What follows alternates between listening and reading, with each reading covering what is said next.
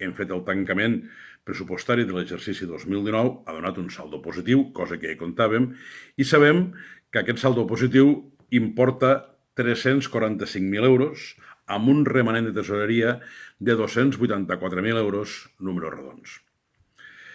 Des del govern del Consell Comarcal del Baix Ebre hem decidit destinar íntegrament aquestes quantitats als pagaments dels proveïdors que ens han fet arribar les seves factures, han portat a intervenció les seves factures abans del 31 de març.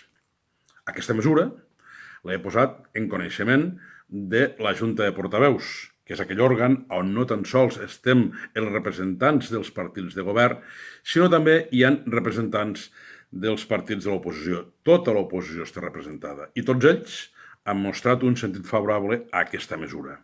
Es tracta de petites empreses, es tracta d'autònoms, d'àmbit local, d'àmbit comarcal, que ens han prestat serveis, ens han subministrat material, ens han fet tasques de manteniment, els propis centres que estan adherits al programa Tiquet Fresc.